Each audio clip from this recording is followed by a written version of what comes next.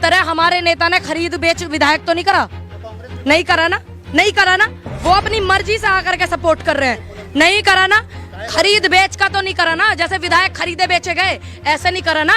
बोली तो नहीं लगाई ना हमारे नेताओं ने। हमें इस बात का गर्व है कि खरीदने बेचने वाला सिस्टम हमारी पार्टी में नहीं होता।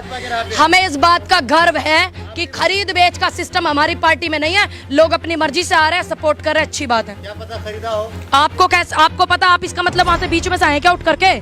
आपको पता है आप बीच में से आए उठ करके? जिस तरीके से इनके नेताओं ने खरीद बेच का सिस्टम चलाया था पूरे मीडिया में पता है, बताने की जरूरत नहीं है। लाखों वीडियो पड़े हुए, चेक कीजिए। अच्छा होगा कि यहाँ टाइम वेस्ट करने से बेहतर 5 मिनट आप यूट्यूब पे दें। तो सभी देते हैं, सफाई दें। सफाई एक अलग चीज होती है, चीजें निकल करके आती है अलग चीज। और हम सवाल करेंगे भाजपा से, लाख बार करेंगे। पार्टी है, मुख्यमंत्री है, प्रधानमंत्री, हमारे भी प्रधानमंत्री, हमने वोट दिया 2019 में और हक से सवाल करती हूँ और करती रहूंगी। वोट मैंने बेच करके नहीं दिया, अपनी मर्जी से दिया था वोट। 2019 में प्रधानमंत्री को बनाने में मेरा सहयोग, मेरे परिवार का सहयोग है और सवाल भी लाख बार करूंगी। तुम कौन होते हो मुझसे बोलने वाले भाई?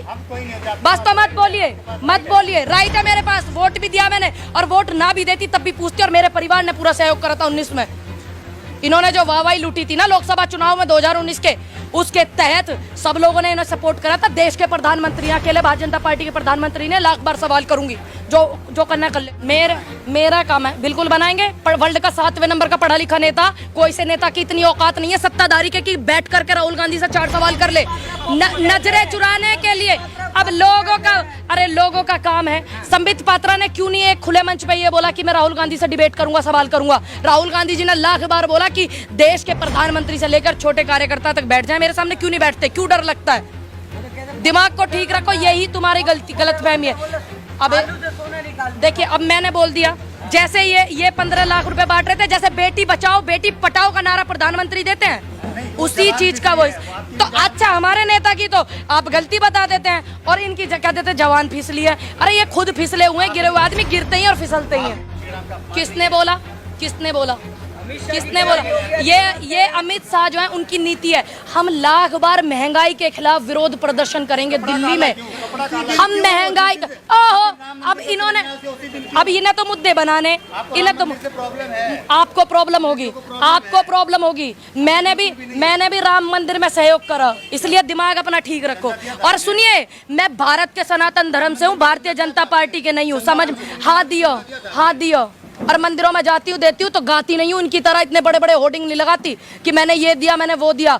दान किसको बोलते हैं? इस हाथ को दो, इसको नहीं पता। मैंने बताया, मैं भारत के सनातन धर्म से हूँ, भारतीय जनता पार्टी के नहीं। किसी भी नेता से मुझे सर्टिफिकेट लेने की जरूरत नहीं कि मैं ब्राह्मण समाज से हूँ और सनातन धर्म से हूँ। आपकी पार्टी नहीं मानते हो तो कहती है राम काल्पनिक है। देखिए, भगवान राम जो है, जो हमारे भगवान राम है, उनका फोटो देखो कितना खूबसूरत है। इंसान अगर देखे तो मोहित हो जाए। और जो भारतीय जनता पार्टी वालों ने राम बना रखे हैं, उनका फोटो भी आप देख लेना। हनुमान जी हैं, उनका भी देख लेना। फसल आपने बोई है वैसी काटोगे, क्योंकि सबसे बड़ी जो नीति है, सरकार गिरा करके विधायक खरीद फरोख्त जो ये लोग करते हैं, अब इन पे उल्टा वही भारी पड़ गया। तो गिरे हुए लोग इतना गिर गए कि उनकी सरकार गिर गई, तो इसमें मेरी खता क्या है? मेरी पार्टी की खता क्या है इसमें? आपकी पार्टी का समर्थन है तो पता है। तो देखिए, गिरे हुए लोग खुद गिर गए, इतना गिर गए, वो नेता खरीद करके, विधायक खरीद करके इतना गिर गए कि अब उनकी सरकारें गिरने लगी हैं। अब जब जनता जो है, बिहार में 2006 में मंडी खत्म कर दी थी, वहां के लोगों की हालत कितनी खराब है सबको पता है। इतने दिन से वहां पर नीतीश सरकार है, तब उन्होंने क्या किया?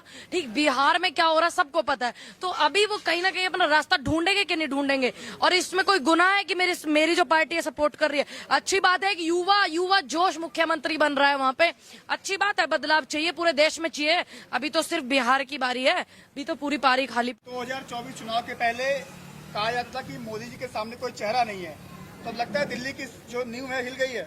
देखिए, 2024 के जो चुनाव में कौन कहता है कि मोदी जी ही सिर्फ चेहरा है? क्यों नहीं है? हमारे पास युवा नेता है, प्रियंका गांधी है, राहुल गांधी है, सचिन पायलट है, तमाम ऐसे नेता हैं जो बहुत सारे चेहरे हैं, जिन्होंने देश के लिए बहुत कुछ किया है और उनके पूर्वजों ने बहुत कुछ किया। ये सिर्फ एक माइंड सेट तुम्हारा करा जा रहा हो, जो तुम अच्छे से कर रहे हो। एक पत्रकार होकर के तुम अपना माइंड सेट इस तरीके से कर रहे हो। तुम्हारा काम है लोगों को जागरूक करने का, ना कि जो उनकी बोली हुई बात है सिर्फ उसको दिमाग में सेट करने का। तो आप इससे दिमाग में सेट मत करिए। सेट करने का जो काम है ये सरकार का है, जो वो बखूबी निभा रही है। उससे ज्यादा जिम्मेदारी तो आप उनकी निभा रहे हो।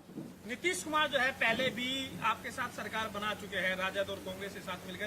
पहले भी वो छोड़कर गए थे, भाई इन्होंने जो है घोटाला किया है, राजद जो घोटाला कर रहा है, कांग्रेस के साथ हमारी नहीं बन पाएगी, फिर से वो आपके साथ आए हैं, तो कैसे भरोसा किया जाए? अब मेरी बात सुनिए, इतने दिनों से वहाँ पे सरकार थी। जब इन्होंने क्या किया, जब हम किसी एक समूह में बंध जाते हैं तो हमारा काम हो जाता है कि हम समूह के हिसाब से चले। कुआरी छोरी में और बिहाई भरी में बहुत फर्क हो। बिहाई भरी रहे दो परिवारों को इज्जत समझ कर सम्मान करती है क्या नहीं, और वैसी कुआरी छोरी है तो उसको अपने माइंड से चलना, अपने परिवार के माइंड से चलना। तो एक संगठन, एक समूह बहुत बड़ी चीज होती है, तो उसी के आधार पे आप इसको देखिए। आपको क्या लग रहा है, क्योंकि अभी 24 का भी चुनाव आ रहा है, कई लोग कह रहे हैं कि भाई जो नीतीश कुमार है वो पीएम मटेरियल है, तो क्या कांग्रेस उनका नेतृत्व स्वीकार करने के लिए तैयार है? देखिए, ये पार्टी के बड़े नेताओं का मतलब है, ये उस बैठक में ये सब चीजें होते हैं, ये बड़े नेताओं का हमारा वो है निर्णय। जो भी होगा हम अपनी पार्टी के साथ अच्छे लोगों के साथ में जुड़े रहेंगे, ये हमारा काम है। इसका नेतृत्व कौन करता है, क्या कौन करता है, वो जाने हमारी पार्टी के बड़े लीडरशिप जो है। ठीक है, हमारा काम है लोगों को जागरूक करने का, हमारा काम है अपने संगठन को मजबूती देने का, हमारा काम है अपने नेताओं को सपोर्ट करने का। हमारा काम ये नहीं है कि हम महिलाओं के साथ में गाली गलौज करें, हम अपने देश के युवाओं के साथ में खिलवाड़ करें, हम अपने किसान मजदूरों के साथ में खिलवाड़ करें, हम व्यापारी लोगों के साथ में खिलवाड़ करें। हमारा ये काम नहीं है। ठीक जिस तरीके से आप खड़े हो नोएडा में, जो यहाँ पे हो रहा है अभी पिछले 8 दिन की जो प्रतिक्रिया है, एक सांसद जो है नोएडा के इतने फेमस, इतने जो है 2 बार के वो सांसद रहे हैं, वो हमारे पुलिस अधिकारी को किस भाषा में बात करते हैं। एक बड़ा नेता, जिसके चेहरे सबके साथ में दिए जाते हैं, फिर सरकार पल्ले झाड़ लेती है, वो एक महिला के साथ में किस तरीके का व्यवहार करते हैं, वो पूरा देश देख रहा है। ये उनके हिस्से का काम है। हमारे हिस्से का काम है कि हम आप सबकी आवाज बुलंद करें। बिहार के कहते हैं कि अगर बिहार में कांग्रेस की गठबंधन की सरकार बनती है तो पाकिस्तान में पटाखे फूटेंगे, तब फूटेंगे पाकिस्तान। देखिए, आप ये वाली बात बताइए कि हमारे देश की राजनीति से और हमारे देश के बहुत मुद्दे हैं, आप ऐसे देश को मुद्दों को उठाते ही क्यों हो? जिस देश से हमारा कोई ताल्लुकात नहीं है, जिस देश का कोई वजूद नहीं है, आप क्यों इन मुद्दों को उठाते हो? इसका मतलब आप जो सपोर्ट करते हो तभी तो आप मुद्दे उठा। अपने देश में मुद्दे कम है क्या? युवा बेरोजगार इतना पड़ा, उसके मुद्दे उठाओ ना। बेटियों के इतने बलात्कार हो रहे हैं, उनके मुद्दे उठाओ ना।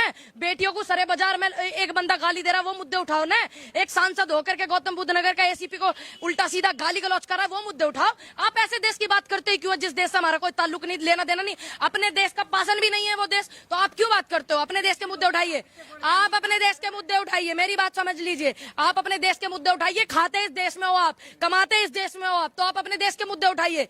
खाने जा रहे हो तुम, वहाँ कमाने जा रहे हो। नेताओं को समझाइए ना। तो भाजपा नेताओं का काम इस तरीके का है, भाजपा नेताओं को समझाने का काम आपका भी है, सिर्फ मेरा ही नहीं है। सवाल ये है कि अब बिहार से जो है बेरोजगारी खत्म हो जाएगी, कांग्रेस की सरकार बन गई है। सुन लीजिए, जितनी हालत खराब है, सुन लीजिए, पूरा लूट करके बिहार इन्होंने खाया है, उसको लूटे हुए को संभलने में बहुत समय लगता है। तो जितनी ज्यादा कोशिश होगी, सुधार आ जाएगा, उसमें परिवर्तन करा जाएगा। जो जेल में भी रह चुका है उसके साथ आप गठबंधन कर रहे हैं। इन्होंने क्यों सरकार चलवाई? इन्होंने क्यों चलवाई? इन्होंने क्यों वाहवाही लूटी? क्यों नहीं इन्होंने जेल में डाला किसी को? क्यों नहीं इन्होंने मुकदमे करे? क्यों नहीं इन्होंने ईडी भेजी थी वहां पे?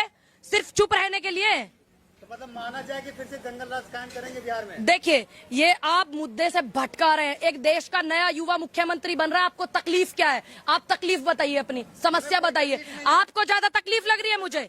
नहीं, आपको ज्यादा तकलीफ लग रही है। जिन्होंने हमारे देश को इतना लूट करके खा लिया, सारी संस्थाएं बेच दी, आप उनके लिए कुछ नहीं बोलते हैं। ठीक है, जो गलत है, एक कानूनी प्रतिक्रिया हमारे यहाँ बनाई गई है, कोर्ट है, एक हमारे यहाँ संविधान है, आप उस संविधान का इस्तेमाल करिए। जो गलत है आप उसको गलत कीजिए, आप मुकदमे करिए, एफआईआर कीजिए, आप कोर्ट में मुकदमे चलाइए। तीसरे नंबर की पार्टी है जदयू बिहार में, क्या लाचारी है उनको सीएम बनाने की? देखिए, मेरा तो ये मानना है कि अगर कोई अब ये सारे के सारे 74 साल का एक हमारे देश का प्रधानमंत्री कुर्सी से इतना मोह कर रहा, नए युवाओं को मौका दीजिए। एक हमारा युवा 19 साल से 25 साल में रिटायर होने को ये बैठा रहे हैं फौज में, लेकिन ये कुर्सी छोड़ने के लिए तैयार नहीं है। ठीक, तो अच्छी बात है, युवाओं को मौका दीजिए। युवा पढ़ा लिखा हमारे देश का, किसान का बालक पढ़ा लिखा है, तो उनको भी आगे आने दीजिए। अब कैसे कब्र में पैर जाएंगे जब भी छोड़ो कुर्सी न? इतना युवा है कि मुहर्रम को शुभकामनाएं दे रहे हैं। अब एक बात बताइए, अभी कभी तो आप कहते हैं कि ये देश 4 पिलरों का है, कभी आप इस तरीके की बात करते हैं, तो मुझे लग रहा बीजेपी वाले से ज्यादा तुम खतरनाक हो। तुम ज्यादा खतरनाक हो। सुन लीजिए, तुम ज्यादा खतरनाक हो। देश में तोड़ने वाले लोग बहुत ज्यादा हैं, तो आप जोड़ने की बात करिए। आप लोकतंत्र देश में, आपको इतनी बात समझ नहीं आती।